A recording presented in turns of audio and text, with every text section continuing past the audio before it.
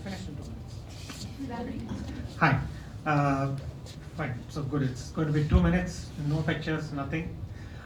So what I want to talk about is, I mean, we make chocolate. I guess everybody here knows that.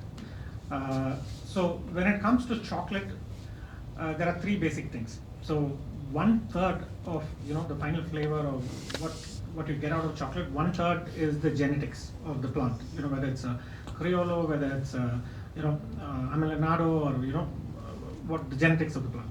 And 1/3 is actually the fermentation and processing of the beans. And the last 1/3 is the actual, where the chocolate maker comes in. It's your roasting and conching and all those things. And so when we started out,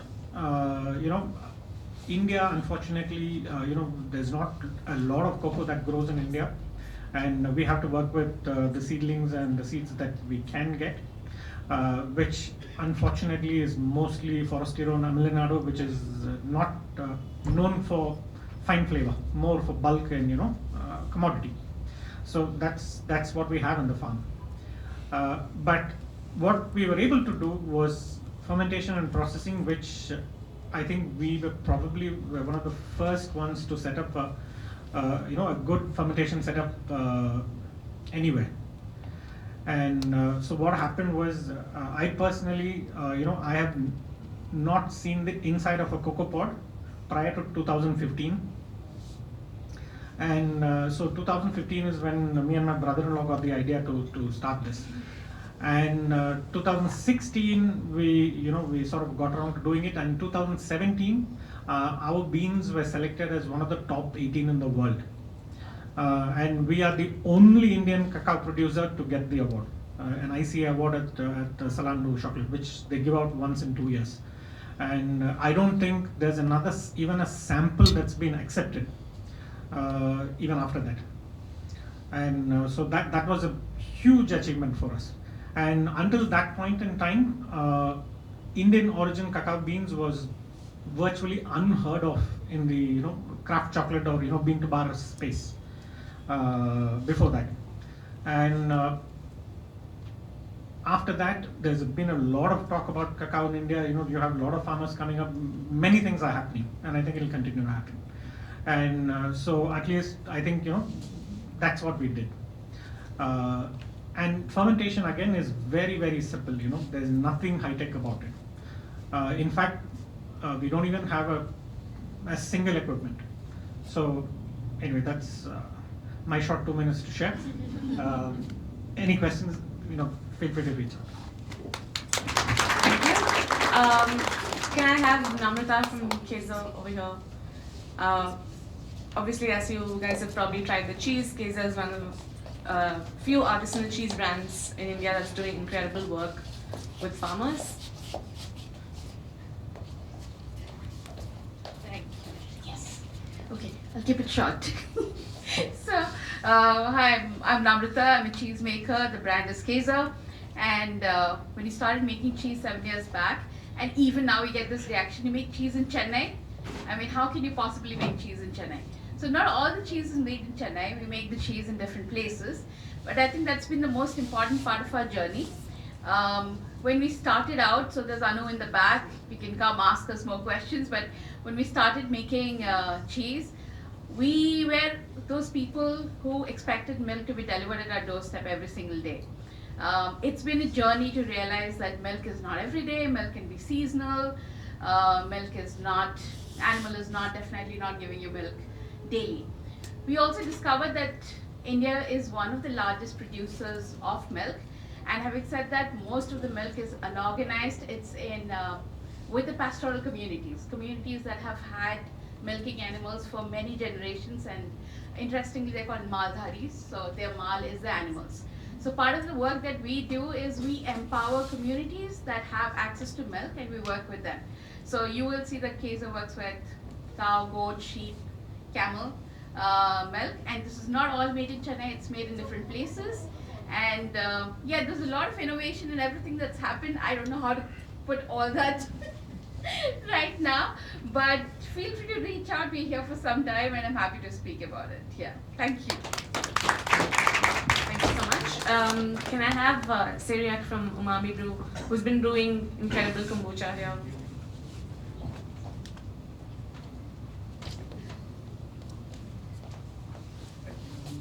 Hey guys, my name is Cyriac Thomas. I'm the founder of Umami Brew Kombucha. I see a lot of bottles here. To begin with, can I ask you all, do you all have any questions about kombucha? You all have perfectly, did you all like the drink? So if people ask me what am I into, what am I trying to make, it's not kombucha. It's a completely natural drink that's devoid of any chemicals, any artificial flavors. So if you go to a modern trade shop, kombucha is probably the only drink that you'll find which is completely natural. So we are in this mission to come out with a tasty beverage, replacement for a Coca-Cola, a Pepsi. My understanding is why is no one addressed the elephant in the room? Like why are people still having a Tropicana?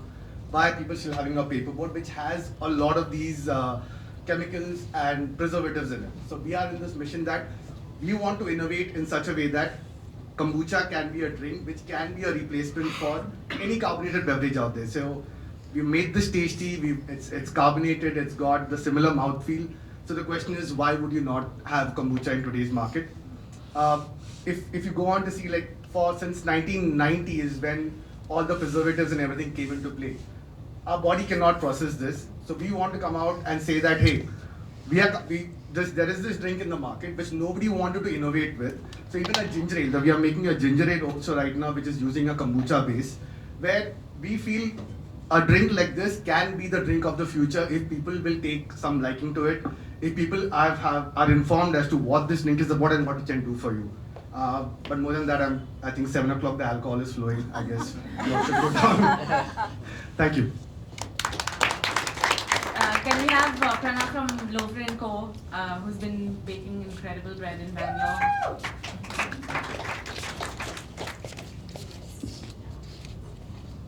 Okay, hi, I'm Pranav, and I run a little bakery in Bangalore called Loafer & Co. So in terms of innovation, I think there are basically two main things that I could think about. I was racking my head to kind of figure out, like, what is it that we have done over the last 5 years.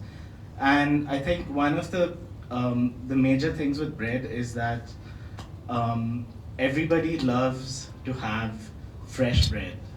That's the best time to have it. It's like, like having a bowl of rice that's just been cooked.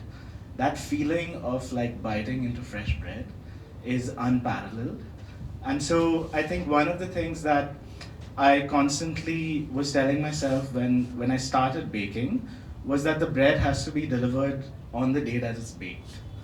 And so I think sort of like without thinking about it too much and just having our customers experience that was a sort of innovation maybe in itself. And so till now, I think we only bake twice a week, and the reason for that is, one, our breads take a long time to make, and two, because we deliver the bread on the same day, it becomes very difficult to do more than that.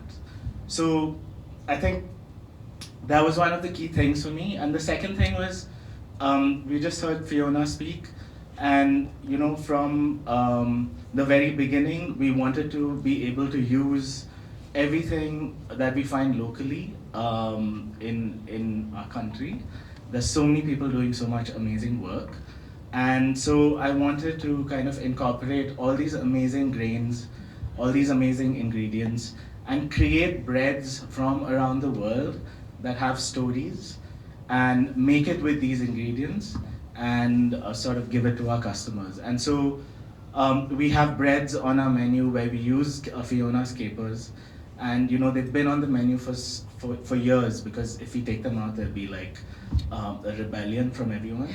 So I think those are the two main points that I wanted to touch upon. And yeah, thanks for allowing me to have this stage. Can I have Stephen from Mylari Managers? Hi everyone. So I represent Malgudi Mylari Mane, and we're a small Bangalore-based restaurant that focuses on making home-style Karnataka non-veg food. along with the Mylari dosa, which is from Mysore. So I'm sounding cliche, but about 3.5 years back, we as three friends, we've known each other for around 20 years now. We started out with this dream to build a restaurant. We spent around 18 months working on building a restaurant on the highway, because the reason why we went to the highway was because we love traveling. We wanted to redefine what diners have on a highway by offering clean, high quality non-veg food.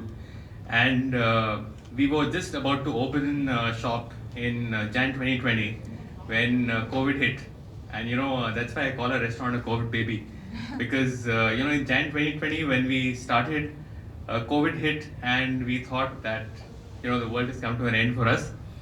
But what we did, which has helped us reach where we are today, is that we told ourselves that we need to take our food not from the city to the highway, but we need to bring our food from the highway where we were located in a small hole in the wall to the city.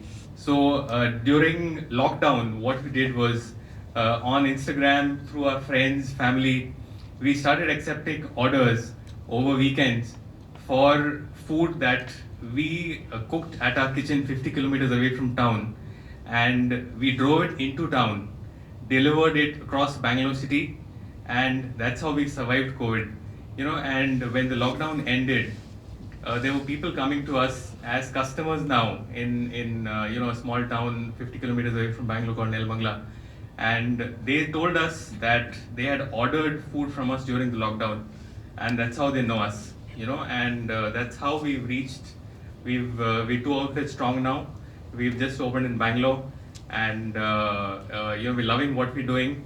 So this innovation of bringing food from the highway from a small outlet into the city actually helped us survive, and helped us reach where we are today. So I just wanted to share that with you.